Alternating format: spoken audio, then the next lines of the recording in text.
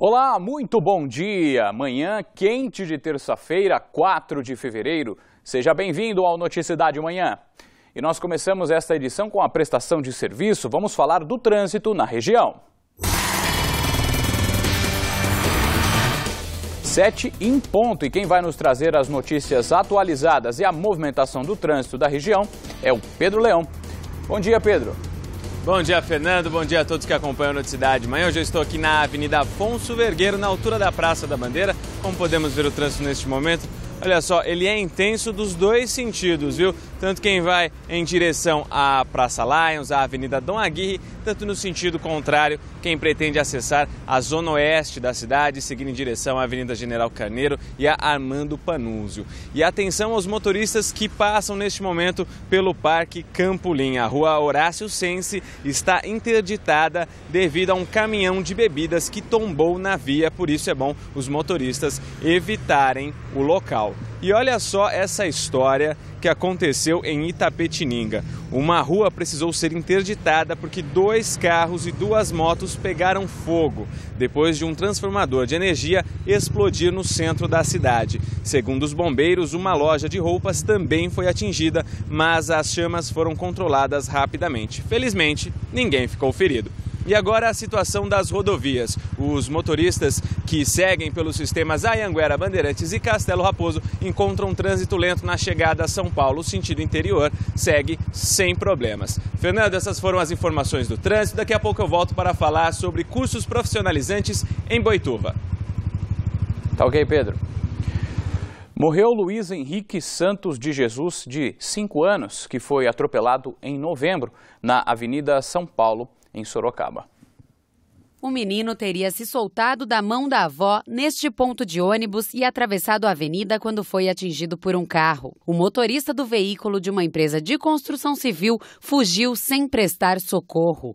As câmeras de monitoramento da URBS registraram o momento em que o homem de 47 anos sai de um posto de combustíveis pouco tempo antes do acidente. Testemunhas anotaram as placas do automóvel e 4 dias depois, o suspeito se apresentou à polícia, prestou depoimento e foi liberado. Luiz Henrique Santos de Jesus ficou internado na UTI de um hospital particular em estado grave e na noite desta segunda-feira não resistiu. Uma mulher de 56 anos teve um infarto e morreu depois que 2 adolescentes invadiram a casa dela no Jardim Ipiranga, em Sorocaba. Os menores são suspeitos de furtarem residências vizinhas e teriam pulado na casa da senhora para fugir. Ela se assustou e teve um infarto. Os policiais chegaram a prestar os primeiros socorros e acionaram o SAMU, que conseguiu reanimá-la. Infelizmente, mais tarde, ela morreu no Hospital Regional de Sorocaba. Os 2 adolescentes foram detidos e depois liberados com a presença dos responsáveis. E um supermercado foi assaltado nesta madrugada na Vila Arins, em Jundiaí. Os assaltantes arrombaram 3 cofres e levaram R$30 mil. De acordo com a polícia, eles renderam os empregados que realizavam a limpeza no local. Ninguém ficou ferido e os suspeitos conseguiram fugir. E um outro assalto, este de grande proporção, aconteceu em Mairinque. 14 homens armados invadiram uma empresa de logística na cidade. Durante a ação, funcionários foram feitos reféns. Os bandidos levaram 1 tonelada de picanha, quase 40 mil latas de azeite e ainda o carro de uma das vítimas. Até agora, ninguém foi preso. Para chamar a atenção dos vigilantes e conseguir entrar no local, a quadrilha ateou fogo neste mato, próximo à entrada do armazém. O vigia foi rendido por 2 homens armados naquele local. Com acesso livre, os outros 12 suspeitos invadiram a empresa e amarraram os funcionários do período noturno no vestiário feminino. Em seguida, realizaram o roubo. A quadrilha fugiu em um caminhão-baú. Os trabalhadores foram libertados por funcionários do turno seguinte. No centro de distribuição, ninguém quis comentar o caso. No momento, os outros diretores aqui não vão poder atender. A Polícia Civil realizou uma perícia no local. Segundo as investigações, os assaltantes conheciam a rotina da empresa. A suspeita de que um dos funcionários tenha participado do crime não está descartada. E olha só a que ponto chegamos. Um jovem de 22 anos foi preso em Várzea Paulista por simular o próprio sequestro. E o que é pior, tentou extorquir a própria mãe, ganhadora da Mega Sena da virada. Sabendo disso, Ele exigiu um resgate no valor de R$300 mil. A mulher participou de um bolão feito em um hospital de Teofilândia, na Bahia. Para aplicar o golpe, o rapaz contou com a ajuda de um colega de 20 anos. Segundo o delegado da Bahia que cuida do caso, os dois moravam em Várzea Paulista e foram presos enquanto estavam em casa. O mandado de prisão foi expedido pela Polícia Civil do Estado baiano. A dupla de jovens foi encaminhada ao Centro de Triagem de Jundiaí. 7h08, a prefeita de Pilar do Sul, Janete Carvalho Paes, e o marido dela, Maurício José Paes, que é secretário de Gabinete, Segurança Pública e Trânsito, foram condenados por improbidade administrativa. A juíza da comarca de Pilar do Sul, Karina Pérez, acatou parcialmente a denúncia do Ministério Público e condenou o casal pelo crime de nepotismo. Além do afastamento do cargo, o casal foi condenado à suspensão dos direitos políticos por 3 anos e pagamento de multa. E em Tatuí, a Justiça determinou a demissão de 17 servidores de cargos de comissão criados em 2010 pela Prefeitura da cidade. Segundo a assessoria, até agora 5 funcionários foram demitidos. O prefeito José Manuel Corrêa Coelho tem até dia 14 de fevereiro para realizar as exonerações. O processo surgiu de uma ação movida pelo próprio Sindicato dos Servidores Públicos Municipais de Tatuí. E ainda em Tatuí, um lugar que representa a segurança passa a causar medo em moradores da cidade que entraram em contato com a nossa produção para reclamar do abandono de um posto da Guarda Municipal. E nós fomos até lá para ver esta situação.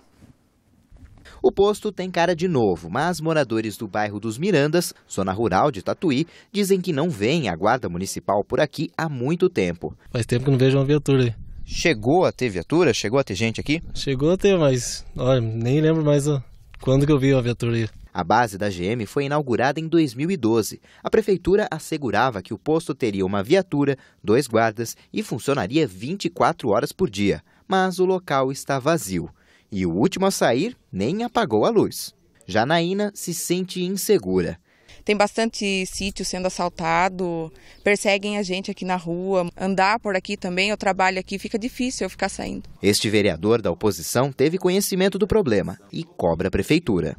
Prédio público fechado, se há de concordar comigo que é um desperdício de dinheiro público. Vou estar entrando com um requerimento, cobrando por parte do prefeito da cidade, realmente a razão de estar fechada, que ele realmente venha trazer para a população essa informação através do nosso requerimento aqui na Casa de Leis. Por meio de nota, a Secretaria Municipal de Governo, Segurança Pública e Transportes informou que a desativação da unidade da Guarda Civil Municipal no bairro dos Mirandas é parte da reestruturação na política de combate à criminalidade, que passará a partir deste ano a ter bases móveis em troca dos pontos fixos. Informa ainda que a criação do Gabinete de Gestão Integrada de Segurança Pública em 2013 possibilitou o monitoramento de ocorrências em todos os bairros do município e identificou as áreas de maior risco. Neste caso, o bairro dos Mirandas não está entre os setores críticos, segundo a pasta, mas, mesmo assim, recebe ronda frequente das viaturas e homens da GCM.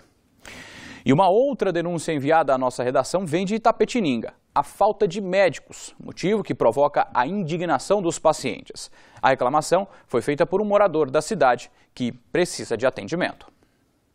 Terezinha mostra a última receita médica do ano passado para a pressão alta. Desde o fim de 2013, ela não consegue agendar um retorno. É muita gente para atender, então não tem como. Quando a gente vem, às vezes já está cheio. Diz que tem que vir 5 horas da manhã para conseguir marcar. Muitos outros habitantes já passaram pela mesma situação.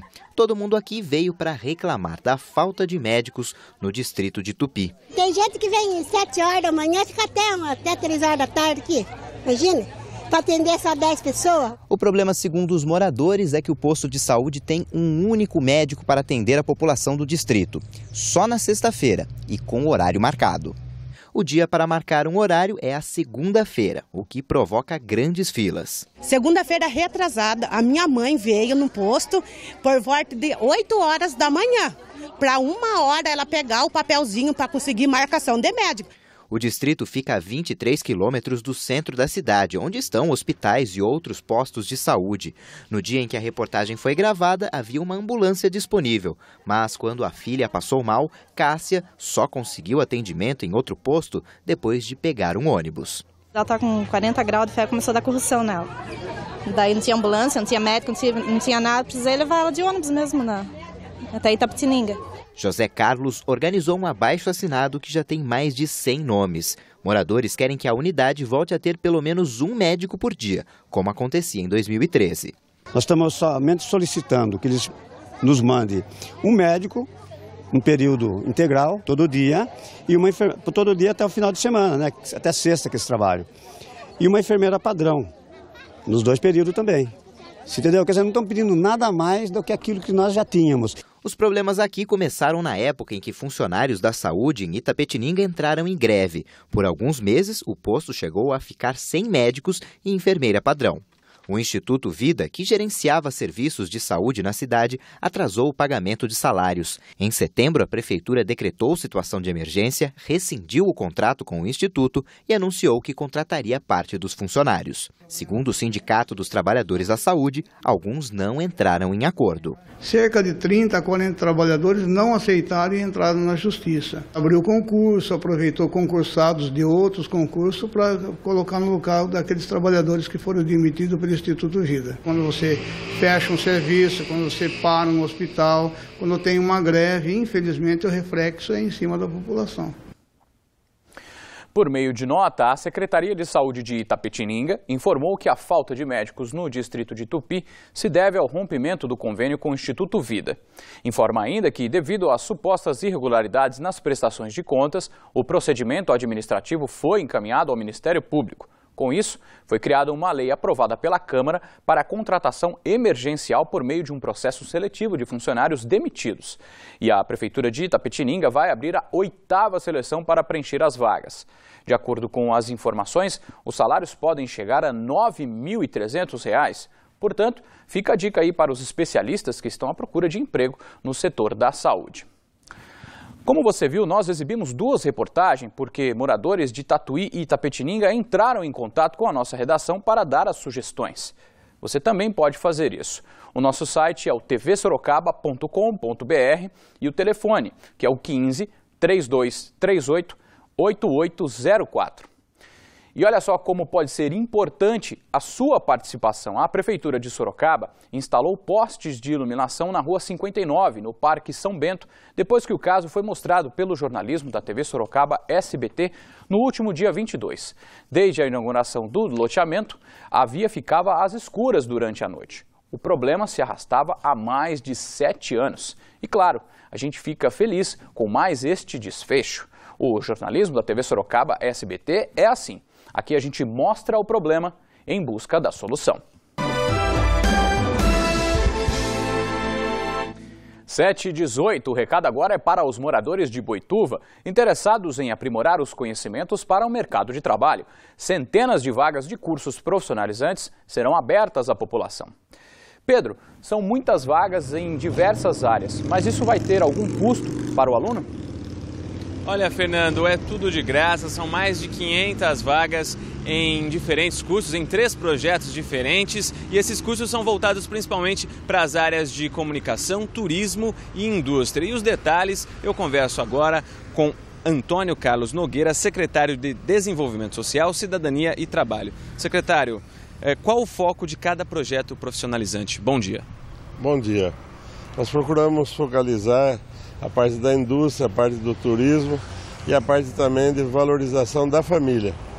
Com isso daí nós estamos desenvolvendo 19 cursos que vão dar aproximadamente 500 vagas.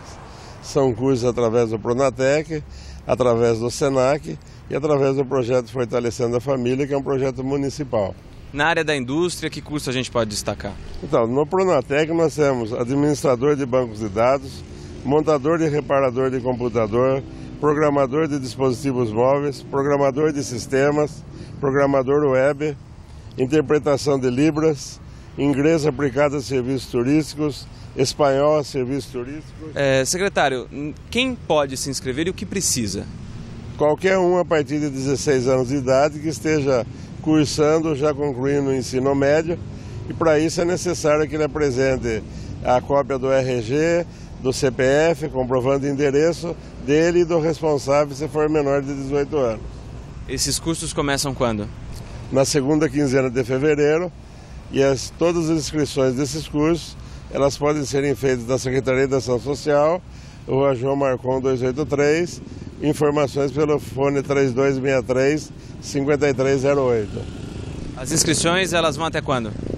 As inscrições, na verdade, como são cursos que se renovam, então elas vão estar sempre abertas para que a gente vá tendo, inclusive, um banco de dados. Ok, muito obrigado pelas informações.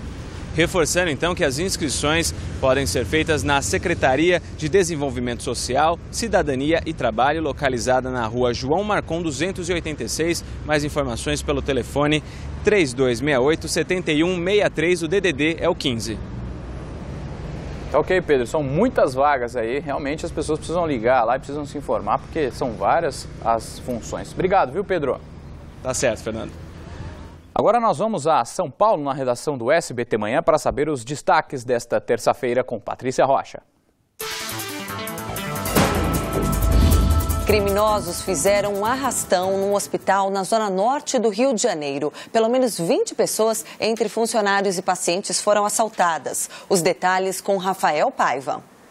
Eram 9h30 da noite quando aproximadamente 10 homens armados com fuzis e pistolas entraram pela porta da frente do Hospital Norte Dor, em Cascadura, zona norte do Rio, ameaçando funcionários, pacientes e acompanhantes. Sem esconder os rostos, eles obrigaram as vítimas a se deitarem no chão. Até o momento, ninguém foi preso, mas o hospital possui câmeras de segurança que talvez possam ajudar a identificar os bandidos. 7h22, a gente fala agora do tempo, mais um dia de forte calor na região, mas existe a possibilidade de chuva também. A gente vê imagens ao vivo de Sorocaba, onde as temperaturas hoje variam entre 23 e 33 graus. Confira como fica o clima em outras cidades.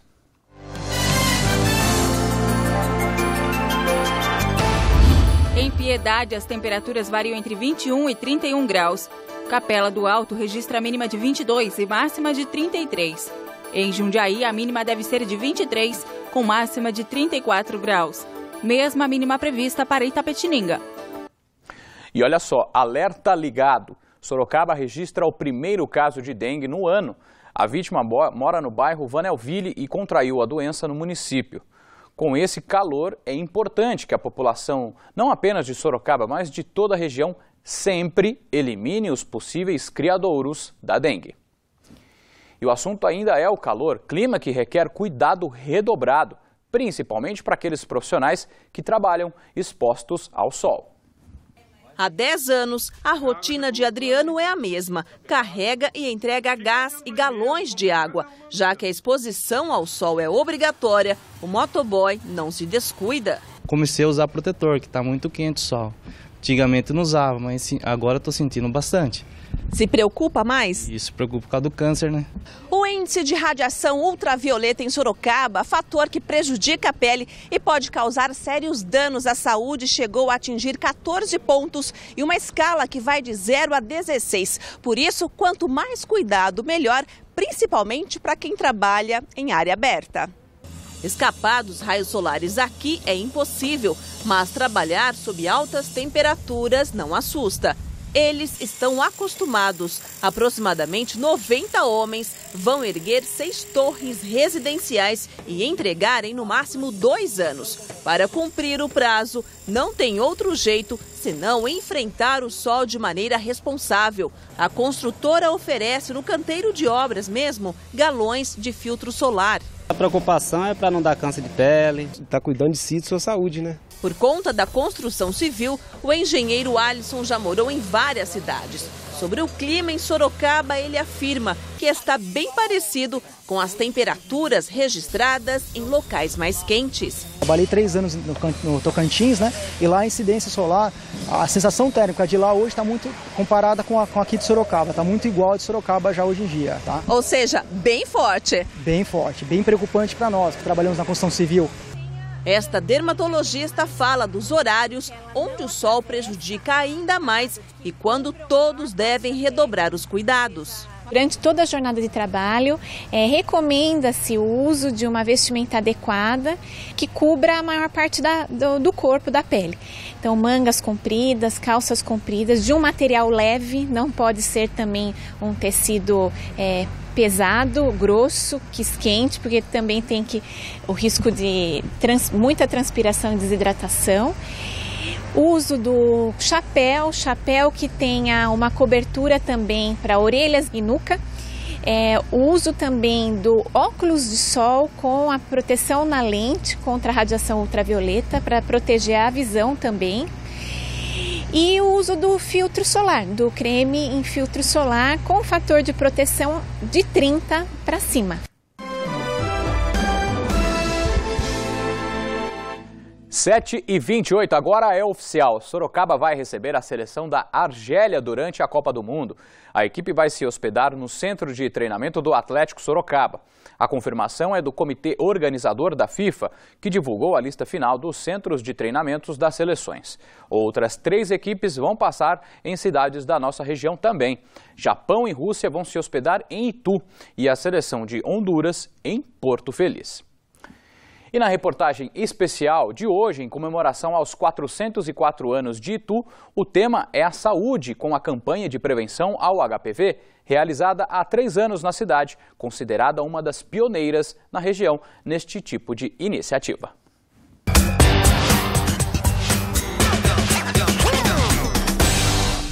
A filha de Solange foi a primeira garota a ser vacinada na cidade. A mãe sabe da importância disso. Até então, nós não pensávamos sobre o HPV.